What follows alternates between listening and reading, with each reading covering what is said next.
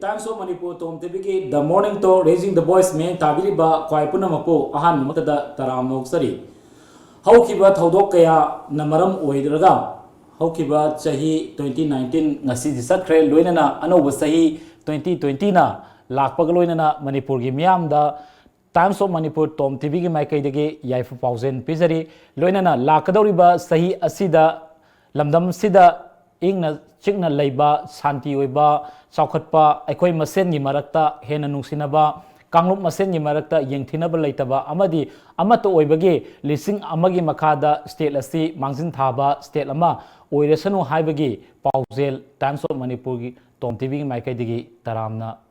Oksa Bagaloina Manipur Gimiamda Anobu Sahiki Yaifu Pausen Pizari Ngasi Manipur da Pongba Tongan Pauses Singi Ahan Lemaida Karikarama Pauna Mapung in a Yaubagi Havadu Puna Yangminasi Ahan Bada Lamzin Times ILP Jawari Amadagi Mapung Pana Sanaragani Manipur Inner Line Permit Guidelines 2019 Fong Crab Pausin and Lamjing Times Mapung of Poweri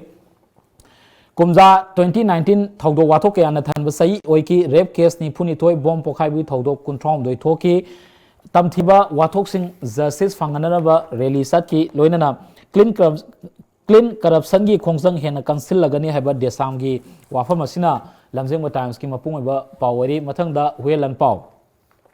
Langana Gazette Notification Fong Dona ILP Gis and a Kanonsin Lauk Tokre Haba Pausina Huelan Paugi Mapungaba Poweri Atopa Pau Amadana Gari accident da Mio Samagumpu Matoi Siki Sahi Asida Market Lakadori Anobaka Janen Vipin Rawana India Ahan Chief of Defense Staff Oire Haba Kuki Pausina Huelam Paugi Mapung Poweri Matanga Fong Fam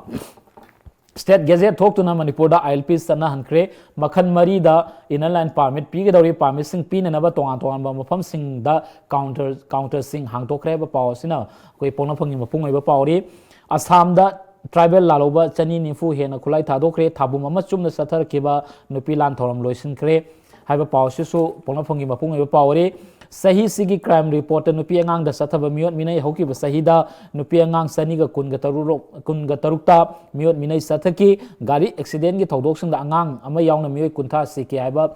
Atopa Amadana Infant East Traffic na Puna Lupa Lak Ahunga Lising Punito Samrin Yankai Aduga Infan West and Lakun Ganito Lising Trama to Samrigi Chalan Kake Pausina Pona Fangi Mapung Eva Paure Matanga Narong Yitodang Anova Sahi 2020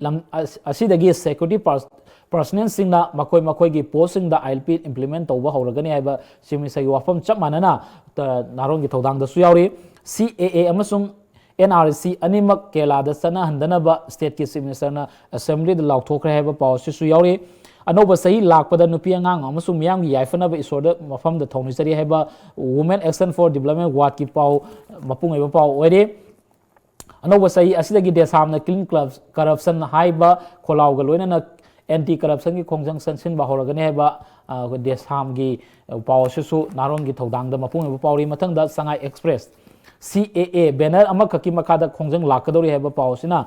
Sangai Mapung Eva Pauri ILPS की गाइडलाइंसिंग यामद्रबदा लुपा चामा फी ओइना थिगदौरी हैबा पाउ सिसु याउरी citizenship पीबगी थबक online द तौगदौरी हैबा पाउ लोइनाना वाटर स्पोर्ट्स फेस्टिवल पांगथोखरे हैबा पाउसना संगा एक्सप्रेस की मपुंग ओइबा पाउरी मथंग द सनाली पार्क ILP ngasiदगी सनबा हौरे गाइडलाइन सु फोंखरे हैबा चमनाबो अखोगी मणिपुर सरकार ngarang गजेट फोंखि पाउसी सनाली पार्क द मपुंग ओइबा पाउनो याउरे ट्रैफिक पुलिस ट्रैफिक इन कांगलोन नागतबगी पुना केस लिसिंग तरा गनि पान चामा पंग कुनगनि तोय लौखतुना फाइन थियन के पाउ याउरे रेनु हेलुंगी कौनागे फोथोना केला मियाम सुमत करे पाउसिना सनाली पार्क पाउरे मथंग द इरै पाउ Ziribam da bitom yasagi se kangkhat kre oil tanker da haftuna porkpa WY tablet kg taru hena phagat kre ba pausina irei pa ki mapung power oiri ek is police lakpa da tourist circle mafam mani sengol again eva chief minister N Birena anoba sahi lakpa mahake yafa paujen pibagi mari laina phongba wafam ko irei pa ta kotodon phongle Herazit amasung sorting kuma condition yaudana thadokadabni haiba pausina irei pa ki mapung power aroi bada Stel Express Inner line ILP gi gazette form kre ngasidagi inner line permission aba hokreba policy su chapmanana Stel Express te yauri anoba sahi asidagi Manipur gi education sector da corruption maru fungna ꯃꯨꯊꯠꯅꯅꯕ ꯊꯕꯛ ꯄꯥꯏꯈꯠꯂꯒꯅꯤ ꯍꯥꯏꯕ ꯗꯦꯁꯥꯝꯒꯤ ꯄꯥꯎ ꯑꯁꯤꯁꯨ ꯌꯥꯎꯔꯤ ꯑꯇꯣꯞꯄ ꯑꯃꯗꯅ ꯃꯅꯤꯄꯨꯔ ꯒꯚꯔꯟꯃꯦꯟꯠꯅ ꯑꯊꯨꯕ ꯃꯇꯝꯗ ꯊꯥꯗꯣꯔꯛꯀꯗꯕꯅꯤ ꯍꯥꯏꯕ UPFꯀꯤ ꯋꯥꯐꯝ ꯂꯣꯏꯅꯅ ꯅꯨꯄꯤ ꯂꯥꯟ ꯑꯁꯤ ꯄꯨꯋꯥꯔꯤꯒꯤ ꯇꯥꯡꯀꯛ ꯈꯛꯇꯗ ꯅꯩꯅꯕꯒꯤ ꯃꯍꯨꯠꯇ ꯅꯨꯄꯤꯁꯤꯡꯒꯤ ꯊꯥꯛ ꯍꯦꯟꯅ ꯐꯒꯠꯅꯅꯕ ꯄꯥꯎꯖꯦꯜ ꯄꯤꯕ ꯉꯝꯂꯁꯅꯨ ꯍꯥꯏꯕ RK ꯔꯥꯃꯦꯁ꯭ꯋꯔ ꯁꯣꯁꯤꯌꯦꯜ ꯋꯥꯔꯀꯔꯒꯤ ꯄꯥꯎ ꯑꯁꯤꯅ ꯏꯁꯇꯦꯠ ꯑꯦꯛꯁꯄ꯭ꯔꯦꯁꯀꯤ ꯃꯄꯨꯡ ꯑꯣꯏꯕ ꯄꯥꯎ ꯑꯣꯏꯔꯤ ꯉꯁꯤ ꯏꯝꯐꯥꯜꯗ ꯐꯣꯡꯕ ꯇꯣꯉꯥꯟ ꯇꯣꯉꯥꯟꯕ ꯄꯥꯎꯆꯦꯁꯤꯡ ꯑꯁꯤꯒꯤ ꯃꯄꯨꯡ ꯑꯣꯏꯕ ꯄꯥꯎꯁꯤꯡ ꯂꯣꯏꯅꯅ ꯑꯇꯩ ꯑꯇꯣꯞꯄ ꯄꯥꯎ ꯈꯔꯒꯤ ꯃꯇꯥꯡꯗ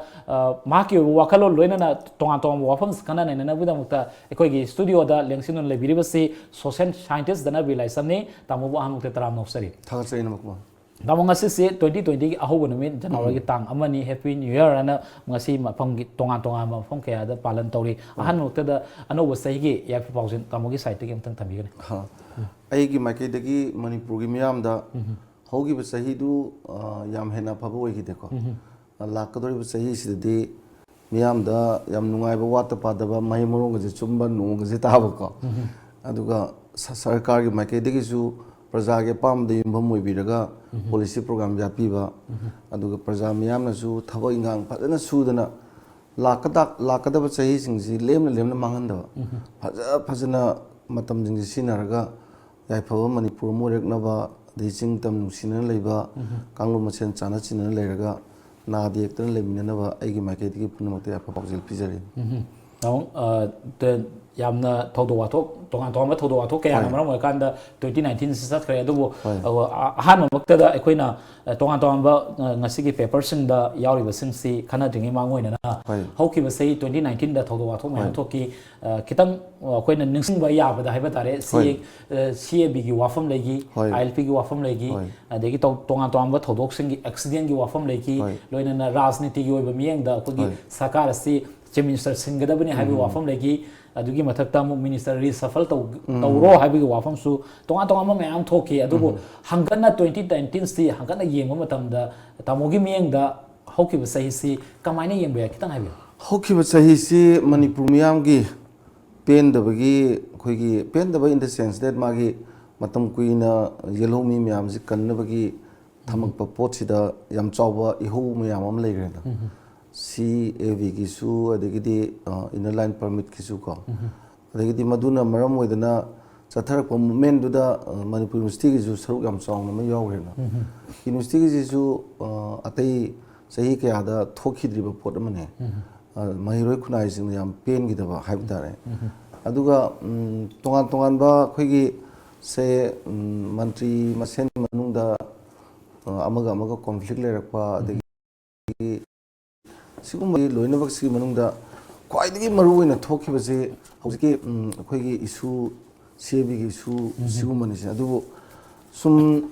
ꯀꯟꯅ ꯌꯦꯡꯕꯗ ꯀꯥꯟꯅꯕ ꯁꯔꯀꯥꯔꯒꯤ ꯃꯥꯏꯀꯩꯗꯒꯤ ꯊꯣꯏꯗꯣꯛꯅ ꯑꯐꯕ ꯄꯣꯂꯤꯁꯤ ꯄ꯭ꯔꯣꯒ꯭ꯔꯥꯝ ꯇꯧꯗꯕꯗꯤ ꯅꯠꯇꯦꯀꯣ ꯆꯤꯡ ꯇꯝ ꯅꯛꯁꯤꯟꯅꯔꯛꯄꯒꯤ ꯕꯟ ꯕ꯭ꯂꯣꯀꯦꯠ ꯍꯟꯊꯕꯒꯤ ꯇꯣꯉꯥꯟ ꯇꯣꯉꯥꯟꯕ ꯃꯤꯌꯥꯝꯒꯤ ꯀꯥꯟꯅꯅꯕ ꯁ꯭ꯀꯤꯝ ꯅꯥꯕ ꯌꯦꯛꯄꯒꯤ ꯑꯣꯏꯔꯁꯨ ꯏꯗꯨꯀꯦꯁꯟꯒꯤ ꯑꯣꯏꯔꯁꯨ ꯑꯩꯈꯣꯏꯅ ꯍꯧꯈꯤꯕ ꯆꯍꯤꯁꯤꯗ ꯃꯗꯨ ꯃꯌꯥꯝꯗꯨ ꯄꯨꯟꯅ ꯌꯥꯎꯅ ꯆꯠꯄ ꯑꯗꯨꯝ ꯎꯈꯤ ꯑꯗꯨꯒ ꯂꯩꯉꯥꯛꯄꯁꯤꯡꯒꯤ ꯚꯣꯠꯁꯨ ꯇꯧꯈꯤꯗꯅꯀꯣ ꯍꯧꯈꯤꯕ ꯆꯍꯤꯒꯤ ꯚꯣꯠꯇꯁꯨ ꯑꯩꯈꯣꯏꯒꯤ प्रजाꯁꯤꯡꯁꯦ ꯑꯩꯅ ꯁꯨꯝ ꯌꯦꯡꯖꯕꯗ ꯚꯣꯇꯤꯡ ꯕꯤꯍꯦꯕꯤꯌꯔꯗꯤ ꯑꯗꯨꯝ ꯊꯥꯏꯅꯒ ꯂꯣꯏ ꯃꯥꯟꯅꯕꯗꯧ ꯇꯧꯈꯤ ꯅꯠꯇ꯭ꯔꯥ ꯍꯥꯏꯗꯤ BJPꯒꯤꯁꯦ CABꯁꯦ ꯁꯣꯏꯗꯅ ꯃꯣꯏ ꯃꯦꯅꯤꯐꯦꯁꯇꯣꯗ ꯕꯤꯜꯁꯦ ꯄꯥꯁ ꯇꯧꯔꯅꯦꯅ ꯌꯥꯎꯅ ꯃꯅꯤꯄꯨꯔ ꯃꯤꯌꯥꯝꯅ ꯚꯣꯠꯁꯤ BJPꯗ ꯌꯥꯝ ꯄꯤꯈꯤꯕ ꯑꯗꯨꯝ ꯊꯦꯡꯅꯩ ꯑꯗꯨꯕꯨ BJPꯅ ꯑꯗꯨꯒꯤ ꯚꯣꯠꯇꯨ ꯀꯥꯔꯦꯗꯅ CABꯁꯤ ꯃꯅꯤꯄꯨꯔ ꯃꯤꯌꯥꯝꯅ ꯌꯥꯕꯗꯤ ꯅꯠꯇꯦ ꯀꯔꯤꯒꯤꯅꯣꯗ ꯀꯦꯟꯗꯤꯗꯦꯠꯁꯤ ꯑꯅꯤ ꯈꯛꯇ ꯂꯦꯝꯃꯤꯟꯅꯕ ꯅꯠꯇꯦꯕ ꯑꯗꯨꯅ ꯂꯦꯝꯍꯧꯔꯤꯕ ꯀꯦꯟꯗꯤꯗꯦꯠꯇꯨꯅ ꯅꯤꯌꯔꯂꯤ 65%ꯒꯨꯝꯕ ꯐꯪꯉꯒ ꯀꯥꯔꯤꯕꯁꯤꯅ 35-40 ꯃꯌꯥ ꯂꯩꯔꯗꯤ ꯃꯤꯌꯥꯝꯁꯤ ꯍꯥꯏꯗꯤ ꯍꯧꯖꯤꯛꯀꯤ BJP ꯌꯥꯗꯕꯁꯤ ꯌꯥꯝꯃꯤ ꯍꯥꯏꯇꯥꯔꯦꯅꯦꯀꯣ ꯑꯗꯨꯒ ꯏꯂꯦꯛꯁꯟ ꯀꯥꯅꯅꯕꯒꯤ ꯌꯦꯡꯉꯒꯕꯨꯗꯤ ꯃꯥꯒꯤ ꯃꯤ ꯑꯃꯈꯛꯇꯪ ꯈꯟꯕꯅꯤꯅ ꯑꯗꯨꯃꯥꯏꯅ ꯃꯥ ꯂꯩꯈꯤꯕꯀꯣ ꯑꯗꯨꯅ ꯑꯩꯅ ꯈꯟꯖꯕꯗ ꯍꯧꯈꯤꯕ ꯆꯍꯤꯁꯤ ꯌꯥꯝꯅꯃꯛ ꯐꯕ ꯆꯍꯤꯗꯤ ꯅꯧꯀꯨꯃꯥꯔ ꯑꯣꯏꯅ ꯍꯥꯏꯅꯤꯡꯗꯦ ꯃꯔꯝꯗꯤ ꯀꯩꯅꯣꯗ ꯄ꯭ꯔꯖꯥꯁꯤꯡ ꯌꯥꯝ ꯄꯦꯟꯅꯈꯤꯗꯦꯀꯣ ꯁꯔꯀꯥꯔꯒꯤ ꯃꯥꯏꯀꯩꯗꯒꯤ ꯑꯐꯕ ꯊꯧꯁꯤꯜ ꯊꯧꯔꯥꯡ ꯈꯔ ꯂꯩꯔꯁꯨ ꯇꯧꯔꯤꯕꯗꯨꯅ ꯑꯩꯈꯣꯏꯒꯤ ꯃꯤꯌꯥꯝꯒꯤ ꯄꯦꯟꯗꯕꯗꯨ ꯀꯨꯞꯈꯠꯄ ꯉꯝꯈꯤꯗꯦꯕ ꯑꯗꯨꯅ ꯌꯥꯝꯅ ꯍꯦꯟꯅ ꯐꯕ ꯆꯍꯤꯗꯤ ꯑꯣꯏꯈꯤꯗꯦ ꯑꯗꯨꯒ ꯍꯣꯏ ꯃꯥꯒꯤ ꯑꯩꯈꯣꯏ ꯄꯥꯎ ꯃꯌꯥꯝ ꯂꯩꯔꯦꯀꯣ ꯑꯦꯛꯁꯤꯗꯦꯟꯗ ꯃꯤ 130ꯒ ꯁꯤꯈꯤ ꯍꯥꯏꯁꯦ ꯍꯧꯖꯤꯛꯁꯨ ꯆꯍꯤ ꯍꯧꯕ ꯂꯥꯛꯑꯦꯗꯅ hidak thak tana gari thaunaragadi ko hayang sokpada khotpada tawridu mara laitaba ngaktaneba adu asok thaiba moidi soktraga thakta mi de thengjenba thakta mi de taktana siba gumbasi aduna yaringai di hidak thaga gari thobi baji madi ai fatte na thamjage aduga miol minegi sangji 226 na wadna pidi report se masi wange dum domestic violence or rape or the molestation or sigumasi manipur da su hana degi dum satharak pajima lepsu udiko aduna sigi simadi kwaidagi ningba kainingai ne haiba tare natra aduga drug kisiga drug kisi na namana 282 case lokatpa ga si yame bako ado sahi manung dadi aduga 386 phaba ga si am wang ne natra ado drug kisi masung wang khalai mamang sahi da judum wang khalak ba thene ko miot minai ji wang khalak ba dum thene saka sina di khoi gi wars on drugs kai na tawri bane hoi phari ji budi war on drugs to budu gi phab du phari ni dana hana de khoi kya phade ba ado hojikti am phagal ai do phagalak pasina sarkar gi action ji budi am pharaba aduga drug karbar ji toge na khan bagi tendency je si wang khalak pase aduna yamna tawning dana tawba kangbu ga thingdana thingge na kangbu maga ni ji lairak paji thingmaduna ngam khardi phaba thingmaduna mo handaraga di ko hana gi dumaina hamu lakadaba ana hogi besai da sumaina nungai taw me amsi ui adubu karani ko khogi lakadori ba matam ji sida miyam jingsina ngasi new year's day se hoje ayuk sida lambi ji bando ga chamane na nungdang ngasi yam nungai ba phongdok page ado hogi besai lakadaba sahi sida akoina khangadaba madi punchi haibasina kuma halaroidaba matam jine halaroidaba punchi ne ani tasil ga chat khongchat amani dana ko aduna matam jingji yam cheksinna yam hena thawengang su dana matam mangandana ko mai magi tom thokum yam tawduna afaba chahi ma porgnaba miyam su honnaba su matam wena I thamjagi marak sida da mo the chief minister envirena chahi ahum surak pagi magi achievement ai batare lebak miyam da kar fongkre santi porakpa adagi chingna musung tamgi marakte hena naksinna ba wafam la igain hai wafam si mai report si mai wakhan si mai wafam si kamani yengbe chief minister biren gida kitang mayam dagi tongan ba magi lenga amadi udab nate ko khungang chasi haiba gumba adagi di khoigi chingtam naksinna ba hona bada chingda chasi haiba gumba adagi chingi development gi adagi tongan ba ana layeng sang layeng gi adagi chingtam ani chana chinna ba common political aspiration gumba ma porokna ba haiba tare sida mana chingda yam naksinna singi program yam ji yam phajana chatpa khotpa aduga message phajana pibasi adum handaki sahi adi magi tam ji da thingnek aduna chingtam ani gi mari naksin bagi wafam si khoi hana dagi di phagal ha batai adu chingi sinau sing mai loop mayam sin pami sin kuma sidi karai tare khoi gi apunba manipur magi yam naksinar pagi wafam du di moida di khara di moina pambado dum stand toroga leidana aduna conflict dum leiba conflict si yamna masi resolve tawdana nemdarak pagi wafam du di leite in course of time ngamak pasu yai ko aduga banung blockade yam hena hana gadi manadre blockade ti tobu tawgidre ko aduga khoi CAB gi adagi tongan be issue gi khara general strike tobu khotpa khara irang leibududi adum tawi aduga chief minister na mana magi sahi ohum sida ina CC tawe na piri basidi to some extent yamna lan badi nate adubu acho ba issue sing sida miyam na pen da baduna magi tawriba kano ga sidi ana layangi ga tawu sidi yamna dum effective way kana ba mayam ma khoina sum wari sajabada dum taw phangeba ado hoi khara kana daba adagiri pen da baji puraga sarkadawni dana ada pen baji na yamaga neba nungai se pen da badi leini mi khuding ba mapung bhavna te aduna matung tarpada hen phabo oisnu aduga khwaidagi nungai taba madi atai leadership ka manadaba hojiki lengakta yamna karai tare khoi democracy da moigi mayok ta khara ngangadi aduda yam chong singnabagi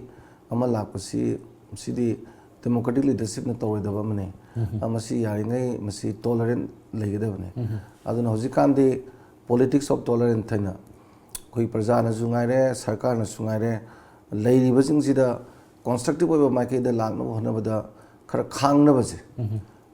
tanaba khangnaba kaunaba ngaknaba yam mathau tae adumak sidi yam wada la e ne thamjage sahi ahungi manung asida pale sakar asina tonga tonga manipur gi yaifanaba miyang yaifanaba thabuk mayam ama tawi tawadabu sakar asigi mayokta kayum makara miyam gi pen da wafam phongdo agadi madugi hekta ona tainabada kayum makara sakar asina tawbagi mamisu tadaba nate habi wafam jin tamo thabiribse atopa amadana da ngarang si akoi mamangdagi hauna akoi chief minister enbiren habi wafam si January amadagi manipur da ILP system si sanaragani habi wafam si thamkebagi matuina ngarang si manipur gi gazette ta phongkre manipur ILP guideline 2019 naidana ngasidagi chanaba hore tonga tonga wafam singda koigi magi tawbam thokpasing necessary thabak sing lokale habi wafam phongdore loinana hariba guidelines da guideline category mari khakta thami haiba kaino guidelines si koigi special regular adigi temporary level gaina tonga tonga mari khakta hoi koina magi guidelines te yauri adu ngasi abinum stagidi manipur da fully akogi ILP system se sanaba state ama oire masida hena system asi guideline asi hena mapung phana paikhan na hona matamda akogi kari habtare manipur praja singi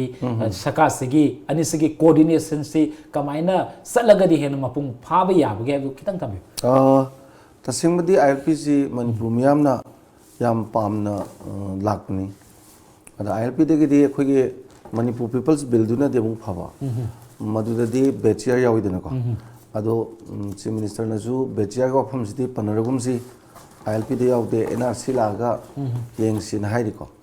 aduga national gi ju NRC gi mohtamu magi national population registration tawni habagi NPR gi waju lei ko ado masida hoi uji habi gi bedo tasengna my gazette notification thokoji madi jab chana tangwan da thokane habdum di thwe edi hai gi bedum di am phajanga e ko aduga magi ojilari ba guidelines su yam hena phatab di nate akhoi gi special permit si home na pidoni dana aduga special permit si maruena akhoi gi se khoi keno sing si development project kum bagi fund thadar pa adagi project paiba contractor kum bale dana adela loan tik taw song to bum di moida si pidoi ba adagi dia mo sagi regular sina mo maruena district magistrate na pidoi ni madi kadai tare madi toina lakadaba mi leidana matam sangna legadaba moi singsida tha taruk ki toroga extend to doini aduga renew to bosi anirakta gi hena to we are hairi ko ai temporary di dc na pidoi ni temporary gi dimagi temporary ha di la amani chatkhini mai to uni na ko aduga labor gi di deputy labor commissioner na pidoi si labor gi di labor du changa ga sta thabak to goda basing du contractor sing mai hana list tu piraga moi thabak tu gi loiraga dum chatki do pot ni dana adama si yamna maruina mai gi mafam mayam hangdoga law enforcing agency sing sina masi phajana senior pa matam dana khwaidagi effective oigada basi law enforcing agency sing sina sincerely toba adu changi khale sida ina sum yengjabada traffic ki mak yengseba kaksingi na 60,000 ga 60 lakhs ka 3,600 collection tawi Imphal East na maruina 3 lakhs ka 44,450 collect tawi ko aduga Imphal West na 22,000 ga na 22 lakhs ka 11,400 tawi fivang sinadi ke bakara ase yam khena mandra yamna sida karigno sam khena je ade municipality ki juka akhui Imphal manungi municipality gari khutham laktham ama ado yengnuraga kaksing ne the hemba magi thabak tawgi sincerity gum je leiragadi ain khanjabada ILPC leiba miyam na jam pamjana leiba posi taseng moina masigi niyom miyam jingak na ko fajana tawragadi kanaba khradi adu mafangni aduga masina mu sendal lambi oi changa adi akoi da sendal lambi bhai am leidana mai maram chai khangde chade khangde leihan ge kholan ge se gari ma lakpada paisa khara piramaga tax thiraju chatkhiba yawnari dana se yamna sangna tawdana laba pot amane ba Manipur da license kari dawdoi no Gandhi yauri do Gandhi yak yauri nam leidana adugi thakta sum tawnaraga di gari nungli chatpagi tongan bagi da drive toraga nanthopadu di khara mafari ko mitop mian cha changbada paisa nungsa pijaraga madu tawlaga di Manipur gi miyamna pamjariba pot di ona teni dana ada Manipur gi lairiba law enforcing agency jingsina thabaksi yam phajana torupagi miyamna thajabaje sidi na kumar adum khara hanadagi walaga laidana ada afaba officer yawi afaba my police personnel adagi security personnel adum yawi ko ada maximum di miyamna khara chingnebanina ILP gi matang da di 100 sincerely walk tawdraga di kana baji phanga aduna sincerely walk tawbuje simak oy aduga hoi mayamna ngam bejiya yawde aduna akhoi gi da hojiki da magi akhoi gi hana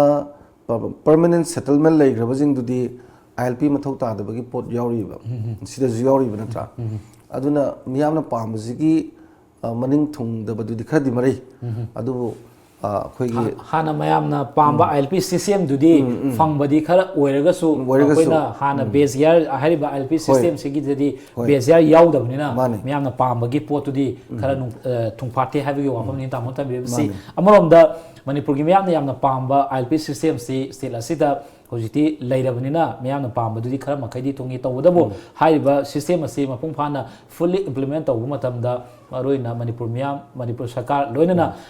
thabak oina pangthona hona matamda leiriba khoi law enforcing agency haiba tare Manipur police ki yamna thamoi sengba puksen sengba haibasi yamna mathau tai karigumba ILP system si chanaba taraga so Manipur police na masida thamoi sengdana thabak tawragadi haiba system asi mai paoi haibagi lambi duni aduba hojik ngasi dagidi hariba system asi satlabani lairiba Manipur gi miyam loinana maruina Manipur police na hariba si thamoi sengna tawbagi tangai fadabadu lai habagi wafam sin tambiribasi makhata ba wafam sing khana dinge mangoina aten break ama lausage aten break ki matungda clean corruption gi khongjang hena kangsilagani habagi koi desang gi wafam loinana water sport festival pangthokre wafam sing amuk khana naine sage aten break amtang lausage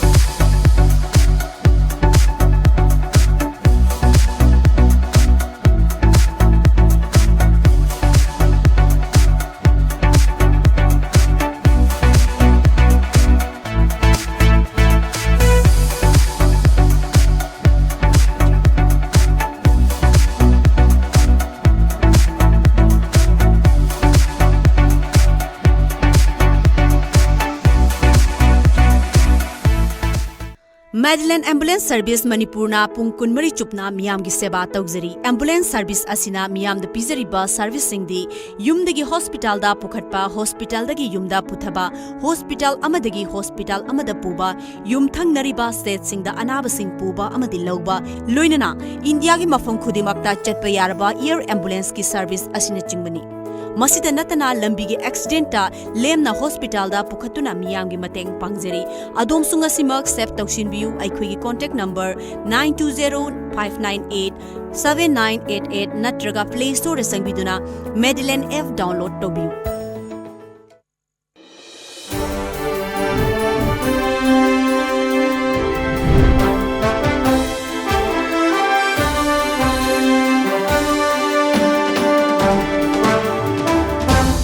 break ki matungda amuka hana taram noksari TOMTV the morning talk raising the voice da ngasigi oina lengsin biraba guest asi scientist dana bi lai samni tamo makhatana Hoi. ngarang asi khoi sahi khuding ga bata desamna sahi he ba horam dai lo selak matam sida mid the media fraternity and sahi khuding gi pangthok tuna lakpani adu ngarang si kwa kai thienda khoi thoram asi pangthok re loina na desam gi president akasna phongtok ko afam si clean corruption ana khoi education da maro ina focus over clean corruption gi khongsang si hena cancel lagani haibi wafom ka anoba sahi lakpaga loina desam president phongdo e adu mamangi sahi da su khoi education da yamna kana focus tawdana tongan ba mayam ma education gi fagana ba mayam tawkre adu ngarangi wafam sida kayumba koina maming matha pan manungai traga su tongan ba khoi kharada akan memang changlagani hai wafam si thamba ma lei adubu anobu sahi lakpag loina na desamna thami wafam si ekoina kamai yengbai adu ma si kadai foba fully torpa yabagi thajaba leibagi hadu kitang haibe desam si manipur gi satra gi lup singda thabak adum tawwa lu amani marui na moi mai tambagi sida yamna phajna miyeng sangsiliko ada khoina hosik yengba yaba ma laisi mahi tambasi education si yam marui danaba leiba amada magi mahi tamba adagi anai ke je ani si marui ba aduda mahi tambasi da mahi tambam sang sida oza lobada adagi di administrators singna administration da management tawda khotpada adum phajana tawragadi moi si loina teamwork ni ko like ताकबो ओजा खक्तन पक्ताक ता फदौसु नते management फजना तबुसु संगे अदे management तो वाइसिदा मु मथक थोंबा authority सिंगना मु थबेंगांग तोरक मतमदा my नियम चुमना तोरगदी अखोगी ट्रिकल डाउन थियरी गी मोंगदा इसिंग जि मथक लोइ चेंदरक पदुमाइना मथक तै मखाबुक्सी फजना चेंदरगा थाव थाकबा गाड़ी ने यांगना चेंबदुमाइना तौबुजि मथक ताबा दुना मसिमे यामजिगी मरक सिदा अखोगी करिगुम कांदा यूनिवर्सिटी दो ओइरो कॉलेज दो ओइरो अदगी प्राइमरी स्कूल दो हाई स्कूल दो ओइरो अखोगी मोइने पामजदबा मियामना पामदबा मोंगसु लागतबदि नतेदना से स्कूल मक्ता अखोगी ओजा मक्ता खनबो ओइरो ओजा गाइजि पखन खनदौ नतेदना यामना अखोगी ओजा ओइनिंगबा फबा खनगदबसि हेक मोलगदि मुं फरा हेक ताबा अदगी तोंगान बा से स्कूल मचा सिंगसिदा लेरिबा मागी ट्रांसफर दो ओइरो अदगी तोंगान बा ओजाजिंगी मनुंगदा लेरिबा सिदा अचार मिराई नाइबा खोटपा कयम कांदगा मंत्री गा फजना तिनबदी तोलबती तुम चारगा सुगा कादबगसु लेबदे अद स्कूल की अथॉरिटी ना हायरगसु स्कूल की अथॉरिटी ओइना ट्रांसफर तौबा हायबदी मनुंगदा लाइक तंबसिदसु खोगी याम लेग्रे को अदु खरा फरई मदुम फरकपदी अदु मदु मयामदु देसामना त मसिदा पुरा मियेंग थमगा तौरगे खना तौरगदी अदुम सात्रगी कनोनिना मोइगी मागी रिएक्शन निना मोइना मतम चाना इंटरवेन तौबदा सरकार ना जो रेस्पॉन्सिव पॉजिटिव दुम ओइगले अदुना आइना खनबदा माइ पाकनी हाइबगी वाफम थमजगे दुगा करप्शन मंगसिदी मुथतपमदि याम थोकपा अदो खोइना मुथतपसि ngamdadna dum lakpani ko sarkar gi bawa magi akhoi lok euta lok pal gai leise lok pal lok euta gai leisi state ki adigi center gi corruption ji yengjina ba body ga matam kuina dagi sigi miyawna pam ko wakhan ga laisi india si corruption di overall india gi wani yengda world gi wani adum masak nai ri ba aduna yam phai tawba adu masi अखोइना थिंगबैना सुम थिंगबै महतने अखोइगी इसा मनुंगदगी तौनिंगदब म पोलहलकपदो अय सि तौरोइदा आइना अखोइना थिंगबै महता मसि तौदना मसा नुंगदगी आं अखोइ moral response अमा लागदी याम हेना फै अदुगा अखोइना थिंगबैजे सुम क्याम कुइ थिंगमदैन तौनिंगदम पोगा सुम लैरिङैदि मांगजैदना अदुना मसिगी अनिमक्से यंकांदा ज्ञान तानबा अदगी करप्शन के अमांग बगसिसु विद मागी करे तारे अवेयरनेस का लोइना अतोप एक्टिविटीज में आमजु तौबा दरकार हुए नहीं थमजगे मणिपुर सरकार नसु उजिक्सी स्कूल फगलनसी हाइबा अखोगी अचौबा मिसल अमखकसु पांगथोली हारिबा मिसल असिदा हेना मणिपुर दा क्वालिटी लेबे एजुकेशन अमा पोरकनाबो होनबो मतमदा देसामना होनरिबा सिसु स्टेट असिगिनी महरोई खुनाइगिनी अदुबो पुनमक अखोगी सरकार अमसुंग अखोगी लेरिबा महरोगी लुपसिंग वाखन मानना अमदी अमतो ओइना सत्पगी तंगाई फदबा लೈ हाबदुनी तामोना थंबिरिबसी तामो मतम सिल्लो सलकपगन लोइना अखोगी वाटर स्पोर्ट्स फेस्टिवल ना MMT ना मागी फाउंडेशन डी कुंट्रा मरी सुब फाउंडेशन डी ग मै लेना अखोई नुमित तरानीगी ओइबा वाटर स्पोर्ट्स फेस्टिवल अमो 16 निथोंदा कना पांगथोले अदुबो अखोई मणिपुर दा वाटर बॉडी लेबा मफम संगसी लेसलक्तबा अदुगा वाटर स्पोर्ट्स फेस्टिवल लेसिदी मरोइना मणिपुर सिदी टूरिज्म ददी यामना चानब मफम ओइबनिना फेस्टिवल की मियंग से नतबिदा फेस्टिवल वाटर स्पोर्ट्स हाइबसिगा लेरिबा वाटर बॉडी मांगसलपसिगा अनिसि यामना मरी लेनबदों तोबा अदु पांगथोइबा पोसिदी यामना अफबो थबा अमने दि हाइरगसु लेरिबा वाटर बॉडी सिंगसे मांगसलपसिना मरम कांदा अखोगी वाटर स्पोर्ट्स फेस्टिवल पांगथोफम सि इरै लेसलक्तबगी मोंग लेबसि हेना अखोइना मतुंग ताना लेननबगिना करी तौबा याय करी थौरांग पाइखतबा याय होय MMT ना तो बसिमक्ति पांडम दी अंगांग सिंग मसामु फनबको अदुगा हजिगी water body Dusu my preserve तोंना हाय तारे मणिपुर गुंबसी न कुमार खोगी थुमहि यावदब पात लेबसे मसी मालेम गी ओने यामना पले लेब जानते अखोगी लोकटाक से फ्रेश लेग निको अदुबु मयामना थवा साबिदबदगी फतौदी तुरेन थादबदगी लोकटाक्सी फिवमदा लाखरे मसे कोई कनबे या मथौ ताय अदुगा मणिपुर सिदी वाटर बॉडी गातनेबा चाही चामगी ममांगदा वाटर बॉडी जी चहुम लेरम है कोई पाट पाट अन लेरी मैम जी आम खरेनको अदु ngasiदी पाट लंफेल पाट मक्सु पानी दना अदगिदी खोगी पोरम पासु पानी दना आइदी लोई होस्टाल का साराई जे अदगिदी खोगी हेक से ममांगी करी करी खोई यारन पाट करी करी पाट सी पाट नाथनेबा वाटर बॉडी में आम लेरमसी हौजिकती अमा अनिउम दंगाइसले गायना हाय अदा मसिदा सुमांगजलकपसी कन्नबसु ngsaigi MMT तौरिसी मांगासी हौजिकपुदी लोकटाकते यामा कन्फाइन तौरेको इसिंगी ओइबा स्पोर्ट्स की मखनजी लोइ सुनब तौदोइने ही तानबो ओइरो इरोइबो ओइरो अदेगी डाइविंग लोइनबकसे अदो मसिना अंगांगदसु मसा फहनबा अदगिदी खोगी वाटर बॉडी मैम लेबदो लेरमबगी कानबदुसु थमी दुगा फरकनबसु तौतारगदि खोइना हौजि हौजिकतदि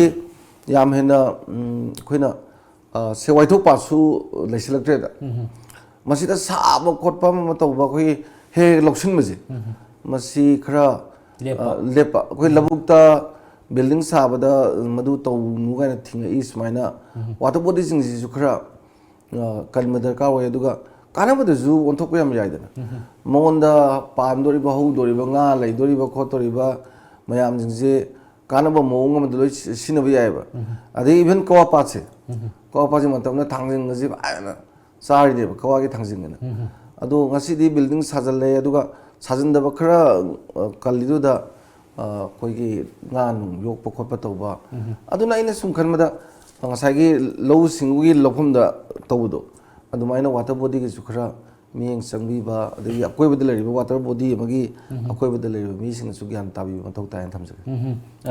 वाटर फेस्टिवल सी